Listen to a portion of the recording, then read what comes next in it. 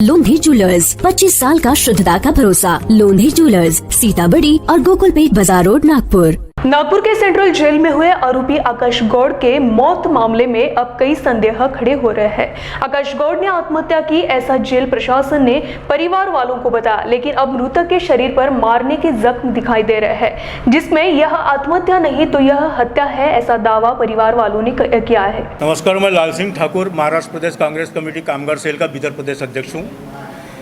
ये जो मेरा आरोप है कि कारागृह के अंदर आकाश गौड़ की हत्या की गई, यह आरोपी नहीं है, पूर्णतः सत्य है। आकाश गौड़ नागपुर सेंट्रल जेल के अंदर में 302 के अंतर्गत बंद था, जिसकी जांच चल रही थी। उस दौरान आकाश गौड़ के पिताजी ने नागपुर सेंट्रल जेल में जब मुलाकात डाला था, यानी उसकी हत्या होने के 4 दिन पहले, तब आकाश गौड़ ने अपने पिता ताराचंद गौड़ को ये बताया था कि पापा मेरी बेल यहाँ से जल्द से जल्द कराओ, मेरे को यहाँ मेंटली हरासमेंट टॉर्चर्स बहुत किया जा रहा है, जो कि वो सेंट्रल जेल है। अब उस बच्चे ने जितना फ़ोन के ऊपर बोलना था कि वहाँ डायरेक्ट आमने फेस टू फेस बात नहीं होने देते, ऐसा उनको बताया। इन्होंने बेल के लिए ट्राई किया, अर्जी डाला, पर हुआ ये मौजूद हालत में कि 3 ही दिन के अंदर उसकी हत्या कर दी गई। हत्या कर देने का कारण क्या है? क्योंकि नंदनवन थाना पुलिस थाना के अंतर्गत जो इसके ऊपर में 302 का मामला बनाया गया, वो मामला भी टोटली बोगस है, फ्रॉड है। इसीलिए हमारी मांग है कि ये सारी केस की नंदनवन पुलिस थाना की और सेंट्रल जेल की, इसकी CID ही जांच होना चाहिए। क्यों होना चाहिए? क्योंकि ये जिस तरीके से इस आकाश गौड़ को सेंट्रल जेल के अंदर मारा हुआ है, ये देखिए नाक से खून बह रहा है, ये कमर के ऊपर में पट्टों के निशान है, यानी कमर फट गई है, ऐसे निशान है पूरे। उसी तरीके से कमर से लेकर के, हाथ से लेके, कंधे से लेकर के, कनपटी से लेके, उसके शरीर में हर जगह मारने पीटने के निशान है। यानी ऐसी कोई जगह नहीं होंगी जो उसकी जेल प्रशासन ने छोड़ा है। कोई नक्सलाइट तो नहीं था, कोई आतंकवादी तो नहीं था कि उसका PCR ले रहे हो तुम, ऐसा तो कोई विषय नहीं था। अगर मानते हैं कि किसी कैदी से के साथ में या किसी के साथ में कोई वाद विवाद भी होगा, तो जेलर को इसका PCR लेने का और इस तरीके से मार पीट करने का क्या अधिकार है? अगर मान भी लिया कि कैदियों में आपसी में तू मैं होती है, अगर ऐसा कुछ हुआ भी होगा, तो जेलर को ये कदम उठाने का कोई अधिकार नहीं है। और उन्हें इस तरीके से इसके साथ मारपीट की, उसकी हत्या कर दी। हत्या हो जाने के बाद भी संबंधित पुलिस स्टेशन को इसकी जानकारी नहीं दी गई तुरंत में कि जेल के अंदर ऐसा कोई हादसा हुआ। उन्होंने तुरंत उसको मेडिकल पुलिस स्टेशन दाखिल किया, जो कि उस समय मर गया था, वो गुजर चुका हुआ था।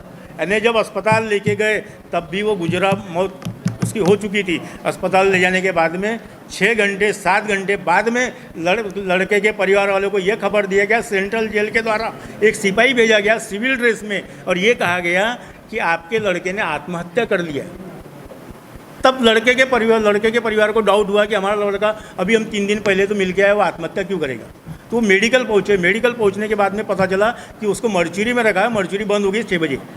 आप दूसरे दिन आओ बोले। दूसरे दिन इनके रिश्तेदार, सारे उसके दोस्त भाई जब वहाँ 100, 150, 200 की तादाद में जमा हुए, तब वहाँ काफ़ी हंगामा हुआ। तब ACP DCP सब लोग वहाँ जमा हुए और इनके रिक्वेस्ट थी कि इसका पोस्टमार्टम किया जाए और उसके ऊपर हत्या का मामला दर्ज किया जाए और वीडियोग्राफी की जाए, नहीं तो पोस्टमार्टम में भी गड़बड़ी हो सकती है। तब उनने उसकी क्या बोलते हैं, पोस्टमार्टम जो वीडियोग्राफी के अंतर्गत की गई, लेकिन पोस्टमार्टम की रिपोर्ट फाइनल नहीं आई।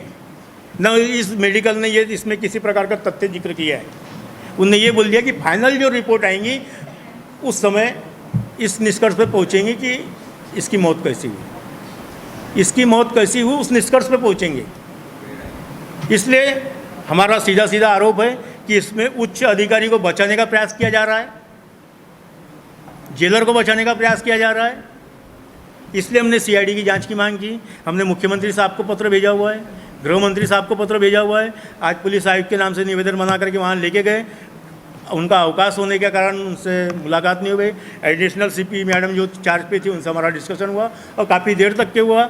उन्होंने विश्वास जताने का, काफ़ी हमको भरोसा दिलाने का प्रयास किया कि मैं DCP साहब से, थाने से, सब जगह से इसकी रिपोर्ट मंगवा करके मेरे तरफ से जो होगा मैं पूरी कोशिश करूँगी। अन्यथा आपकी तो डिमांड है कि CID जाँच होनी चाहिए, हम भी उसके लिए तैयार हैं, मुझे कोई दिक्कत नहीं। चला ताईचा मळा agro tourism and adventure park मध्ये चला।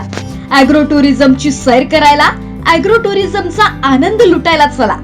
कॉन्क्रीटच्या जंगलापासून दूर निसर्गाच्या सानिध्यात ताईच्या मळ्यामध्ये पारंपरिक शेती, पक्ष्यांचा किलबिला, बैलबंडी, शैक्षणिक सहलीसाठी नैसर्गिक टेंट, नैसर्गिक शेतीविषयीचा अभ्यास, रायफल शूटिंग, घोडसवारी, swimming pool, rain dance, restaurant, mud cottages with open toilet, children park, adventure games, archery, indoor outdoor games, camping tents, fun activity and games इत्यादी आपल्या मनोरंजनासाठी सुसज्ज. सोबतच लग्न समारंभासाठी lawn, birthday celebration, press conference, कुठल्याही समारंभासाठीची परिपूर्ण आणि आरामदायक व्यवस्था आपल्यासाठी उपलब्ध. आमच्या पॅकेजेस मध्ये उपलब्ध आहे वन डे फॅमिली पिकनिक फक्त 599 रुपयांमध्ये, इव्हनिंग फॅमिली पिकनिक फक्त 499 रुपयांमध्ये, वन डे फॅमिली पिकनिक दिवस रात्र फक्त 1499 रुपयांमध्ये. तर मग एकदा अवश्य भेट द्या आणि अनुभवा अस्सल गावरान पारंपरिक कृषी पर्यटन, ऍग्रो टुरिझम आपल्या ताईच्या मळ्यामध्ये. आमचा पत्ता आहे पुलगाव शहरापासून अगदी 8 किलोमीटर अंतरावर. ऍग्रो टुरिझम ताईचा मळा, घोडेगाव कोयना, विजय गोपाल रोड, तहसील देवडी, जिल्हा वर्धा.